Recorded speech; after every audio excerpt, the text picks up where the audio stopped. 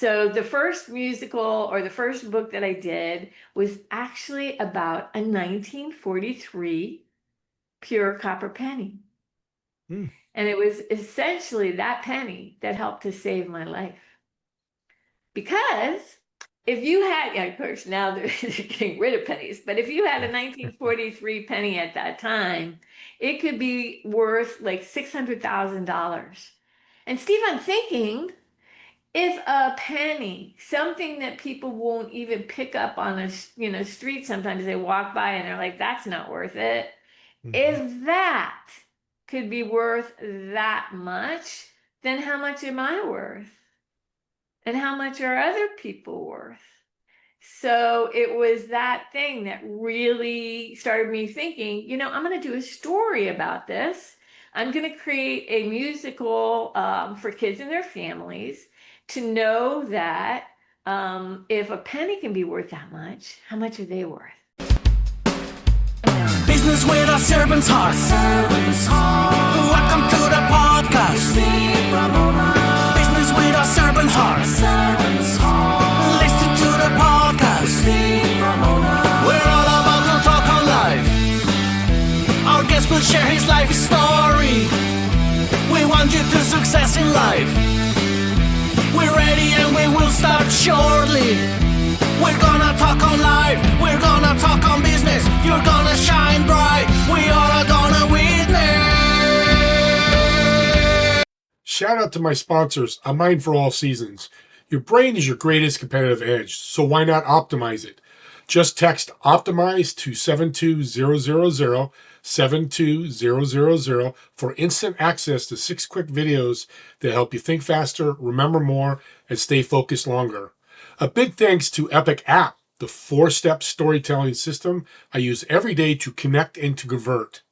Try it free. Email me at stever1961@gmail.com. That's stevr1961@gmail.com, and I'll get you the free app. Doing Business with a Servant's Heart was just named top 6 in small business marketing. Thank you, everybody, for listening and watching. Welcome, everyone, to Doing Business with a Servant's Heart. I'm your host, Steve Ramona. I'm so fired up to have you today. Got a unique guest. I've never talked about musicals before, so this is going to be new. Oh, my 900 or more shows. I always like unique and new stuff. But let's start with our gratitude for the day. You are more than enough. In fact, I think you are amazing. Do you think you're enough? If you're not, go find somebody that tells you that every day. I get to meet people every day that tell me I'm enough, because you know what I do? I use a servant's heart to bring them value, uplift them. And for a lot of people, that's more than enough. So that being said, let's bring our guest on. Deborah, welcome to the show. Thank you, Steve. I love what you just said. It's like magnificent. Yeah, it makes you tingle a little bit. Well, start with your story, because your story is unique and different. Let's start there. Okay, absolutely, positively. I think as a little girl, and I think, at least for women, sometimes we're told that we're too sensitive. So I wanted to show that I wasn't too sensitive. So I ended up working as the director of development for Citibank, and also on a $26 million pavilion with Tejan for consultants from Disney and Universal on a $26 million pavilion for Kia Motors. And I have to tell you, Steve, it was so exciting to go from what I thought was sensitivity all the way to something absolutely positively dynamic. And it had a lot of, like, if I was going to an event, it was sexy to say this, right? But the only thing is, I didn't really have self-worth. I said self-esteem, but I didn't know at the time that they were two different things. So here's what the difference is. Self-esteem is things that you do, like things that I could say, hey, I did this, look at me, that's so cool. This is who I am. But the self-worth is when everything is taken away, when you have nothing left. What do you believe about yourself? And I had to learn that the absolute positive hard way, because I ended up with a health challenge that left me bedridden for 3 years, 3 long years. And it was in those 3 long years that I realized, oh my gosh, there really is a difference between self-esteem and self-worth. If I should ever get out of this was in my 30s.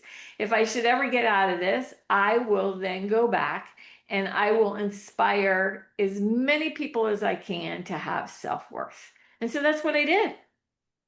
And what's a lesson that you learned while being in bed for 3 years, which is amazing? Well, I learned that for me, what transpired physically was a real rough one. I was misdiagnosed. For 3 years, they were telling me one thing after another thing after another thing that was incorrect. Having family around me and people around me, and because we didn't have any clear answers, made it difficult. So what I learned in those 3 years is that sometimes everybody that you count on, everything that you believe in is no longer there. It's just gone. And your relationship with God, spirit, whatever you want to call it, is pretty much the only thing that keeps you going. So what do you do under those circumstances? So going from corporate, where I felt dynamic and like I said, just like so on target, but I never smiled. I think that there was a part of me, talk about a servant, from a servant's perspective. I think I was trying to prove something then rather than to be myself. And I probably did that for a long time. So anybody who's listening right now, I guess to answer your question right there, one of the biggest things that I learned is that you can be a multimillionaire. You can do whatever. But if you're doing it to prove something to yourself or somebody else, not like from a positive standpoint, but kind of like to override a characteristic that Mhm. you think you have, then that's not great, because if things should fall from under you, you realize that, there's no foundation, there's nothing there. Yeah. Interviewing a lot of people that have gone through trauma like that, and that's one of the top ones. Purpose changes. How has your purpose changed? Oh my gosh. Well, my purpose totally changed from there. When that transpired, I decided and I figured out what had happened for those 3 years, which was pretty traumatic, as a matter of fact. I decided I'm going to start the self-worth initiative, and I'm going to do entertainment. I'm going to do amazing entertainment so that kids and adults realize how much they're worth and why. So the first musical, or the first book that I did, was actually about a 1943 pure copper penny. Hmm. And it was essentially that penny that helped to save my life. Because if you had, yeah, of course, now they're getting rid of pennies, but if you had a 1943 penny at that time, it could be worth like $600,000. And Steve, I'm thinking, if a penny, something that people won't even pick up on a street, sometimes they walk by and they're like, that's not worth it. Mhm. If that could be worth that much, then how much am I worth? And how much are other people worth? So it was that thing that really started me thinking, I'm going to do a story about this. I'm going to create a musical for kids and their families to know that if a penny can be worth that much, how much are they worth? So I Powerful. created The Luckiest Penny, and we performed it in New York and in Miami, and it was an absolute positive hit. The music, the storyline, everything about it was so fabulous that that spurred me on to realize that I was really, really onto something. And that ties to your movement called Quells Up, which is an interesting name. I'm thinking quell as a pin, but it might be a different thought than that. Yes, exactly. Years later, and where I am now, I'm working on Paisley the musical. And it is a big, bright, bold vision, because there's a lot of musicals out there that are wonderful, but there's some musicals that really target mothers and their daughters. And they start the conversation about self-worth. So I wanted to come up with something unusual. So what I came up with was Paisley is a porcupine who dreams, she dreams of being an animal fashion designer. But in the animal fashion world, she has to use her quills as pins to pin up all of the couture, amazing designs of Zavana. And Zavana is kind of like an over-the-top diva who uses all natural, all nature to create these gowns. And Paisley is helping other animals as she goes along, giving up her quills one by one by one.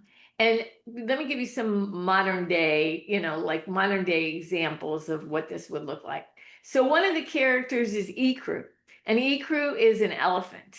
And Zavana wants her to go ahead and diminish, get smaller so that she looks good in the fashions that she's created. So let's say that there's a woman out there, or a guy for that matter, anybody, and they're a little bit heavier and they've been at a job for 10 years. And here comes this really good looking girl or a really looking guy. And that girl or guy gets promotion after promotion after promotion. They're just like going up the food chain. And this person who's been loyal, hardworking, just feels inadequate. So along comes somebody like Paisley who's recreating things, refitting things so that your life would work or their life would work. And in this instance, she's refitting the clothes so that she'll look beautiful and saying that she's got this big, gigantic heart. And she's got this big, wonderful personality. Why not share that? So that's just, animal after animal after animal, she's kind of going through. And then what happens is that she gives away all her quills except for one. Mm. And it's what she does with the last quill that changes everything. So I had started this as a children's book, and the children's book is called Paisley's Last Quill. The mothers and the daughters, I mean, they just went crazy for it. All 5 stars. They were just like, it took me like a year to do the illustrations. It was so beloved. And so I was taking that as my template and now moving towards a goal of Broadway with the adult version that has all the fantastical things like Wicked and like The Lion King and things on that order. Powerful. And you're a storyteller now, obviously, the books, now you're musical. How's that transform you and how does it transform others? Storytelling. Oh my gosh, storytelling is everything, isn't it? I mean, that's how we learn. I think that, like, I could say to somebody, hey, just have self-worth, just believe in yourself. But if you've gone through something really, really rough, you're not going to believe me. But if you see a story and it catches your imagination, and it just lights you up in a different way, you're seeing something from beginning to end, and nobody's telling you which piece to pick. But you can pick a piece that could actually save a life or, make such a big difference that they're like, there's really something to this. And I think storytelling is like inspiration, and inspiration is from in spirit, right? Yeah, absolutely. In corporate, I'm going to guess you weren't a creative. It sounds like you're a big time creative now. What was the pivot? Was it leaving corporate, being in bed for 3 years? What's turned you into this incredible creative? I think I was always Yeah. creative, but once again, I wanted to get over that hump of being sensitive. So when you feel like when you don't want to have that as what people say you are, then but creativity was always with me. Even as the director of development, I had to come up with events and things that would catch the imagination of patrons so that they would give more money to City Gold at the time, which was like, at that time it was 100,000 or more. Right now it's probably 1 million or more, Yeah. right? Yeah. Yeah. So what I'm hearing is your creativity didn't come out when you're in corporate, which I hear a lot from a lot of people I mentor is I want to get out of the corporate because it's not my true self. Is that kind of what you felt as well? Oh yeah. Oh, absolutely. Like I had the high heels, I had the shoulder pads, I had everything that was so cool and so wonderful, but it wasn't a representation of who I really was. I never, like I said, I never smiled. And it's like, if you're even thinking of purpose just a little bit, right? If you're thinking about that and being human, I mean, part of it is the full expression of laughter, kindness, happiness, and that kind of stuff. Yeah, it's corporates. Some of you out there listening are corporate. That's great. It's a great fit, Yes. but a lot of people put facades on and the suits and the cars and everything you mentioned. And I've talked to many guests that have just, like you said, just doesn't fit me. And that's great. And restarted themselves like you and are coming back up the hill and of business and life. And it's powerful. What do you think success is to you? Oh boy, that's a really great question. I guess nowadays it would be being authentic. I guess nowadays it would just, a success would be just having love, real people around you who want to be with you because you're you, not because you did anything or you made anything. I mean, that would make all the difference in the world to have, that kind of thing happen. Um, Success, I mean, the reason that I am so lit up about Paisley the musical, like if you read the script and listened to the songs, which people flip out about, I'm the kind of person that I won't watch the stage. I'll watch the people in the audience. Are they getting it? Are they smiling? Are they changing? Did I make an impact? Is there something wonderful happening? That's to me success. I like the word impact because that's the right way to have success. Everything else, the cars and everything may come, may not. But if you start with impact, because I want to ask you, what do you want kind of legacy you want to leave with this musical? Oh my gosh, I would love it if people took the journey with Paisley as she gave up pieces of herself. That's why I have a movement called Quills Up. We're all giving things away to other people, thinking they're better, stronger, know better, more than we do, and we're just giving a piece of ourselves and a piece of ourselves. This is so visually articulate. The songs, like every time I play the songs, it make people cry. Like as soon as they hear the songs, they're like, whoa, wait, this is like for real. When they, hear the storyline of and see themselves in one of the characters, whether it be Ikru, like I said, Zavana, who is the diva, but underneath it all, she's got this beautiful dress and beautiful couture and beautiful everything, but underneath the dress she is vulnerable and insecure and she can't be loved because she can't show that part of herself. Or Tiara, who is a tiger who wants to be, she wants to be a rock and roller. She doesn't want to be in glowworm and goldfinch gowns. She doesn't want that for herself. For Batik, who's a bear, she's a little bit clumsy, but she's friendly. So all of these, I think that the impact I would like to leave is that people see themselves in the characters in the storyline and they go, ah, I'm doing this. I'm giving away too much of myself.